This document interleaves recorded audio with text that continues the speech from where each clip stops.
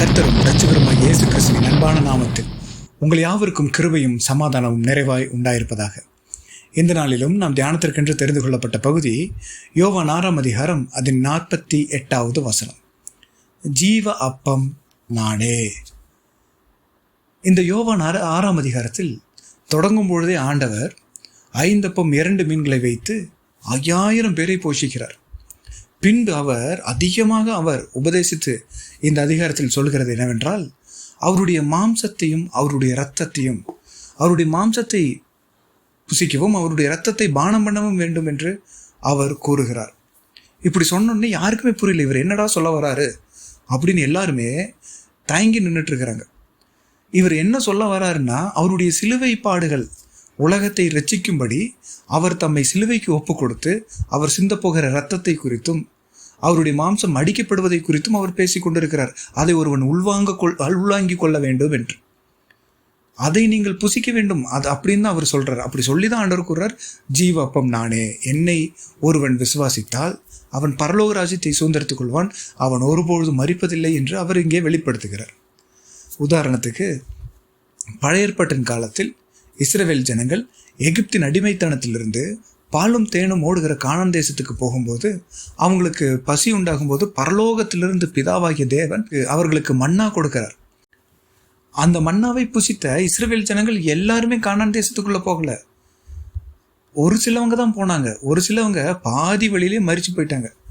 ஏன்னா ஏற்கனவே கானான் தேசத்துக்கு போய் வேவு பார்த்துட்டு வராங்க. மோசே ஆள் அனுப்பி 12 பேர் போறாங்க. போயிட்டு வந்ததுக்கப்புறம் அந்த கானான் தேசத்தில் நம்மளால சுதந்திரத்துக் கொள்ள முடியாது. அவ்விசுவாசத்தின் வார்த்தைகள், அவங்களுக்கு பலனில், நம்மளுடைய எதிரிகள் பயங்கர பலசாலிகள், அவர்களெல்லாம் எதிர்த்து நம்மளால யுத்தம் செய்ய முடியாது, தோற்று போய் விடுவோம் என்று சொல்றாங்க. அதனால ஆண்டவருக்கு கோபம் வருது. இந்த ஜனங்கள், அதாவது போய் சுதந்திரிக்க முடியாதுன்னு சொல்றாங்கல்ல, அவங்கள நான் அனுப்ப மாட்டேன், அவங்களுடைய பிள்ளைக போகட்டும், இவங்களை இந்த வனாந்தரத்திலேயே அவர்களுடைய வாழ்க்கை முடிந்து போய்விடும் என்று ஆண்டவர் சொல்றார். அதனால அவங்களால கானான் தேசத்தை சுதந்திரித்து கொள்ள முடியல. அதனால தான் இப்போ ஆண்டவர் என்ன சொல்றாரு, நாமும் இந்த உலகம் என்னும் எகிப்தின் அடிமைத்தனத்திலிருந்து பரலோகம் என்னும் பரம கானானுக்கு நம்ம போய் கொண்டிருக்கிறோம். அப்படி போகும்போது நம்ம எவ்விதத்திலும் பயந்து தோல்வி அடைந்து இங்கே இருக்கக்கூடாது, நீங்கள் எல்லாரும் பரலோக ராஜ்யத்தை சுதந்திரித்துக் கொள்ள வேண்டும் என்று தான் ஆண்டவர் இயேசு கிறிஸ்து தம்மையே சிலுவைக்கு ஒப்பு கொடுத்தார். அதனால தான் நானே ஜீவ அப்பம் என்று கூறுகிறார். அதை நாம் புரிந்து கொள்ள வேண்டும். அவரையே நம் வாழ்க்கையின் மையமாக்கி கொள்ள வேண்டும். அப்படி மையமாக்கி கொள்ளும்போது அவர் எப்படி நம்ம பரலோக ராஜ்யத்துக்கு கூட்டிக் கொண்டு போகிறார், உலகத்தில் எப்படி ஜெயம் தருகிறார், தேவைகளை எப்படி சந்திக்கிறார் என்று தான் நம்ம இன்னைக்கு பார்க்க போறோம். முதலாவது யோவான் 6ஆம் அதிகாரம் 5வது வசனம்.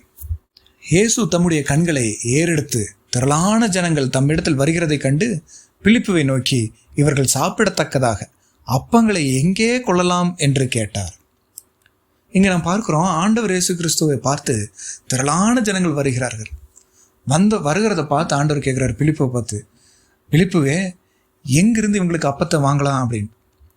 பிலிப்புக்கு ஒரே சந்தேகம், ஆண்டவரே இவங்களுக்கு எல்லாத்துக்குமே கொடுக்க முடியாது, கொஞ்சம் கொஞ்சம் கொடுத்தாலுமே நம்ம கையில் இருக்கிற 200 பணத்துக்கு வாங்கினாலும் பத்தாது அப்படின்னு சொல்லி பிலிப்பு சொல்லிட்டான். அந்திரையை ஓடி போய் எங்கேயோ தேடி கண்டுபிடிச்சு, ஆண்டவரே இந்த சின்ன பையன்கிட்ட 5 அப்பம் 2 மீன் இருக்குது அப்படின்னு சொன்னோன்னா ஆண்டவருக்கு அது போதும் என்று சொல்லி எல்லாரையும் பந்தியில் அமர வைக்கிறார்கள். பந்தியில் அமர்ந்து வச்சோன்னே இது ஆண்டவர் ஸ்தோத்திரிச்சு அந்த அப்பத்தை கொடுக்குறார். கொடுத்த உடனே எல்லாருக்கும் அதை பரிமாறுறாங்க. பரிமாறி முடிச்சதுக்கப்புறம் மீதமான துணிக்கைகள், அதாவது செதறி இருக்கும், செதறதே 12 கூடை நிறைய அவர்கள் எடுத்து வைக்கிறார்கள். அந்த அளவுக்கு அற்புதத்தை கர்த்தர் அந்த இடத்துல செய்கிறார். இந்த ஜனங்கள் யாராவது போய் ஆண்டவரே எங்களுக்கு அப்பம் கொடுங்க, பசிக்குது அப்படின்னு கேட்டாங்களா? இல்லை. என்றால் நம்மளுடைய வாழ்க்கையிலும் நமக்கு இன்னது தேவை என்று அவர் அறிந்திருக்கிறார். நாம் பூமிக்குரியதே இன்னும் தேடிக்கொண்டிருக்கிறோமா அல்லது ஆவிக்குரிய காரியங்களை தேடிக்கொண்டிருக்கிறோம்? ஆண்டவர் நித்திய ஜீவனை நமக்கு தருவேன் என்று இருக்கிறார். அது நீங்கள் சுதந்திரத்துக் கொள்ள வேண்டும் என்றால் என்னை ருசி பாருங்கள் என்று அவர் கூறியிருக்கிறாரே. அப்படின்னா என்ன அர்த்தம்னா, மாம்சத்திற்குரிய காரியங்களை நான் பார்த்து கொள்வேன். இந்த ஜனங்கள் போய் விண்ணப்பம் வைக்கவே இல்லை எங்களுக்கு அப்பம் வேணும்னு, ஆனால் பார்த்துட்டு அவர்களுடைய தேவை அவர் அறிந்து அப்பத்தை கொடுக்குறாரு இல்லையா? இன்னைக்கு நம்மளுடைய வாழ்க்கை எப்படி இருக்கு? உலக பிரகாரமான காரியத்துக்காக தான் கர்த்தரை தேடுகிறோமா? ஒரு உலக பிரகாரமான நன்மை நமக்கு கிடைக்கவில்லை என்றால் கர்த்தரிடத்திற்கு ஜெபத்துக்கே போக மாட்டேங்கிறோம். ஆண்டவர் எனக்கு அது தரல, அதனால நான் போகலன்னு சொல்கிறேன். அப்படி இருக்கக்கூடாது. ஆண்டவர் அப்படி வேதனைப்படுத்தக்கூடாது. இங்க பாருங்க, 26வது வசனத்துல ஆண்டவர் சொல்றாரு, நீங்கள் அற்புதங்களை கண்டதினால் அல்ல, நீங்கள் அப்பம் புசித்து திருப்தியானதினாலேயே என்னை தேடுகிறீர்கள் என்று மெய்யாகவே மெய்யாகவே உங்களுக்கு சொல்லுகிறேன். அப்போ உலக பிரகாரம் அப்பம் புசிப்புன்னா மாம்சத்திற்குரிய காரியங்கள். உலக பிரகாரமான காரியத்துக்காகவா கர்த்தரை தேடுகிறோம்? அல்ல, கர்த்தரை விசுவாசிக்க வேண்டும்.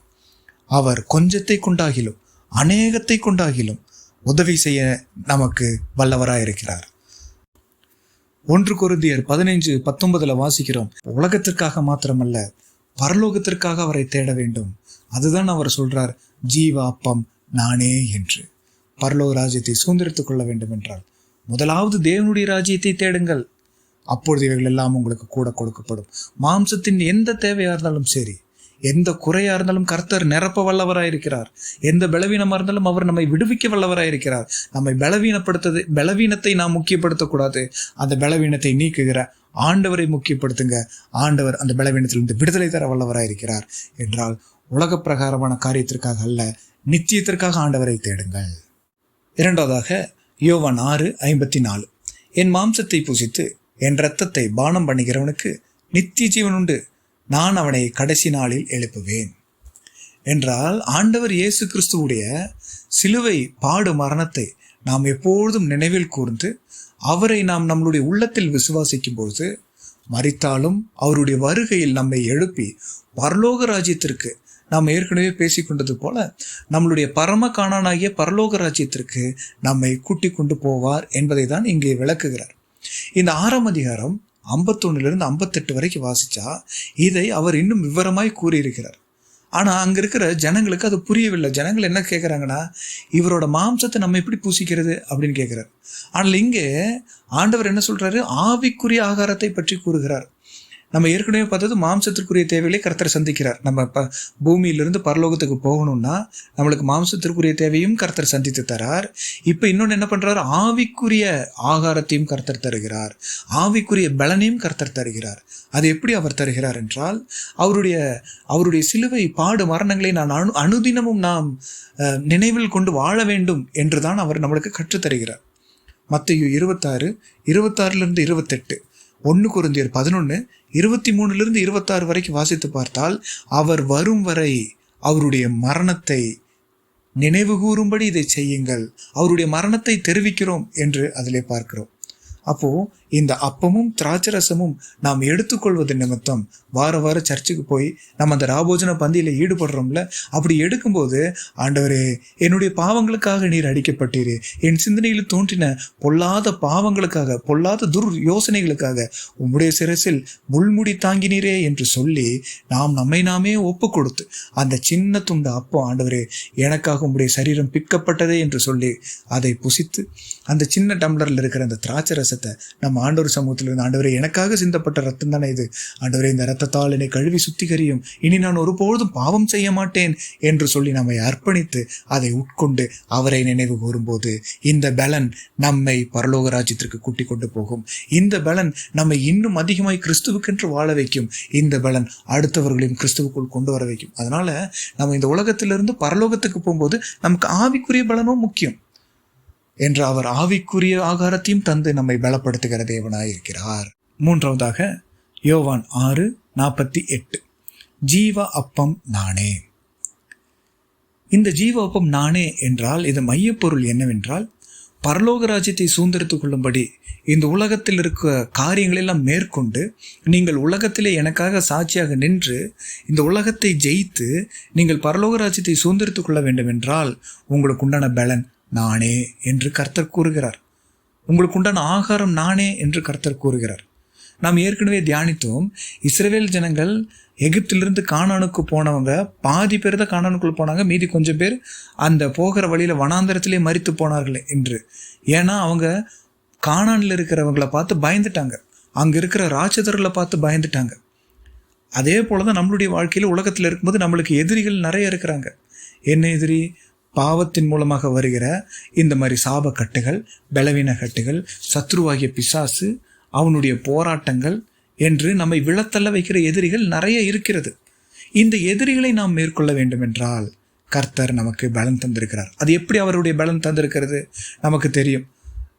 ஆவிக்குரிய வரங்களிலும் ஆவியின் கனியிலும் இருப்பது விசுவாசம். அந்த விசுவாசம் நமக்கு வேண்டும். அந்த விசுவாசம் நமக்கு இருந்தால் மட்டும்தான் இந்த போராட்டத்தில் நம்ம ஜெயம் எடுக்க முடியும். இந்த விசுவாசம் நம்மளுக்கு எப்படி கிடைச்சிருக்குது? ஆண்டவர் இயேசு கிறிஸ்து சொல்லியிருக்கிறார், நான் போய் பிதாவின் இடத்தில் வேண்டிக் கொள்வேன், அப்பொழுது அவர் உங்களை பலப்படுத்தும்படி வேறொரு தேற்றரவாளனை உங்களுக்கு அனுப்புவார். அவர்தான் பரிசுத்த ஆவியானவர். அவர் உங்களை நல்வழியில் நடத்துவார், சகல சத்தியங்களிலும் உங்களை நடத்துவார் என்று அவரை குறித்து ஆண்டவர் இயேசு கிறிஸ்து கூறியிருக்கிறார். அப்போ அந்த பரிசுத்த ஆவியானுடைய பலன் நமக்கு இருந்தாதான் இந்த உலகத்தை நாம் மேற்கொள்ள முடியும். இஸ்ரவேல் ஜனங்களுக்கு மாம்சத்திற்குரிய மன்னா அருளப்பட்டது, ஆவிக்குரிய பலன் அவர்களுக்கு இல்லை.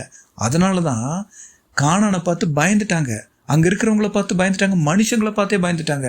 ஆனால் இன்னைக்கு நம்மளுக்கு மாம்சத்தோடும் ரத்தத்தோடும் அல்ல போராட்டம், மனுஷர்களோடு அல்ல போராட்டம், வானமண்டல பொல்லாத சேனைகளோடுமே நம்மளுக்கு போராட்டம் இருக்குது. அப்போ அதை ஜெயம் எடுக்கும்படி கர்த்தர் நம்மை அபிஷேகித்திருக்கிறார். அதனால தான் ஜீவாப்பம் நானே என்று கூறியிருக்கிறார். என்றால் நம்ம வாழ்க்கையில் நாம் கிறிஸ்துவுக்குள் நின்று இந்த உலகத்தை மேற்கொண்டு பரலோக ராஜ்யத்தை சுதந்திரத்துக் கொள்ள வேண்டும் என்றால் கர்த்தராகிய கிறிஸ்துவே நமக்கு ஆகாரமாய் இருக்க வேண்டும். கர்த்தராகிய கிறிஸ்துவே நம்முடைய இரட்சகர், கர்த்தராகிய கிறிஸ்துவே நம் வாழ்வின் மையமாக இருக்க வேண்டும். அப்படி வாழும்போது பரலோக ராஜ்யத்தை சுதந்திரத்துக் கொள்ளும்படி கர்த்தர் நமக்கு பலன் தருகிறார்.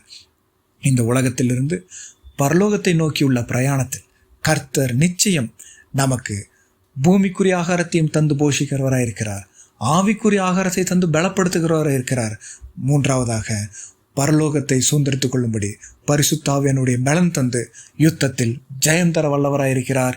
அதற்காகவே கிறிஸ்துவை விசுவாசிப்போம், கிறிஸ்துவுக்குள் நிற்போம், பரலோக ராஜ்யத்தை சுதந்திரத்துக் கொள்வோம்.